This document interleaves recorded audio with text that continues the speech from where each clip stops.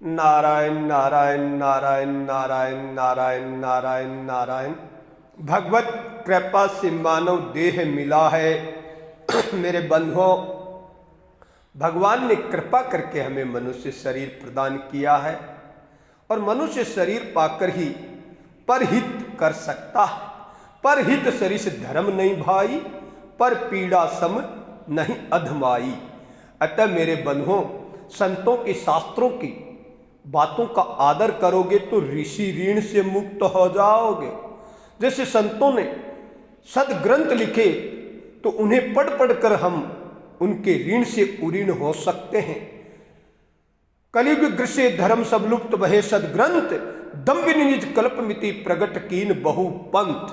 हम नाना मत मतांतर संप्रदाय में बटे हुए हैं, अतः पुनः सुसंगठित होकर मानवता जागृत करो। मेरे बंधुओं, वसुधैव कुटुंबकम, पूरा विश्व एक परिवार है।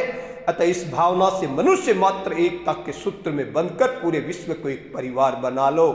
जो राग द्वेष से ग्रस्त है, द्वंद्वातीत नहीं हुआ है, यानी राग द्वेष से ग्रस्त व्यक्ति द्वंद्व में फंसा रहता है, और जो राग द्वेष से उपराम हो जाता है, द्वंद्वातीत हो जाता है, वो सच्चा मानव कहलाता है।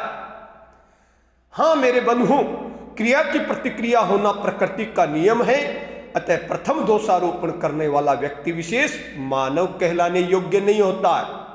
संपूर्ण देश दुनिया में जब भी महाभारत हुआ है, युद्ध हुआ है, तब तब मेरे बंधुओं बुराई का, आतंक का बोलबाला अत्यधिक मात्रा में हुआ है। तब ही महाभारत विश्व युद्ध आदि हुए हैं और होते रहेंगे, हर युग युग में हुआ है।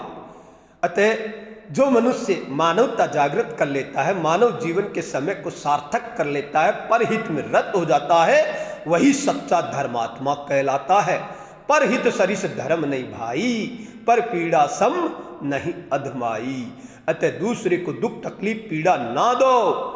जिस तरह का व्यवहार आप अपने लिए स्वयं के लिए चाहते हो, वैसा ही व्यवहार दूसरों के साथ करो।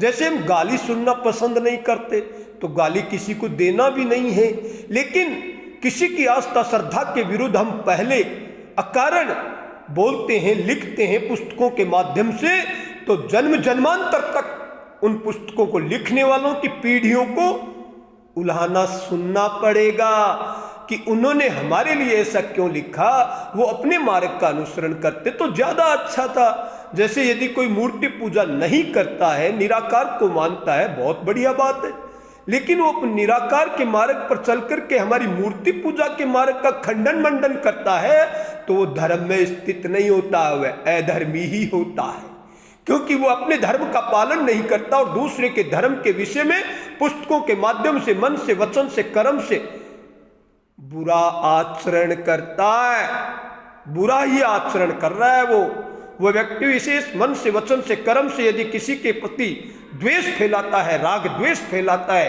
पुस्तकों के माध्यम से लिखता है, तो मेरे बंधुओं वो राग द्वेष से ग्रस्त व्यक्ति विशेष धर्मात्मा न होकर अधर्मी पापात्मा ही होता है।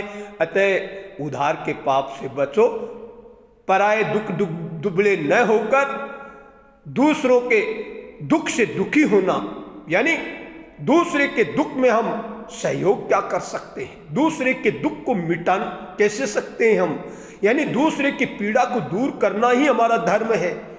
यानी ठाकुर उसका नाम होता है जो दूसरों के दुख तकलीफ को दूर कर दे, दूसरों के दुख को दूर करे, यानी पता करे। ठाकर यानी पड़ोसी के दुख तकलीफ पीड़ा का पता कर और उसकी तत्काल मदद कर, तब तो ठाकुर विशेष का ठाकुर कहलाना सार्थक है। अन्यथा दूसरों को पीड़ा देने वाला मेरे बंधुओं क्या होता है, वो प्रति मनुष्य स्वयं की स्वयं जांच करे और अपनी कथनी और करनी को समान करे। यानी कथनी और करनी में भेदभाव नहीं होना चाहिए।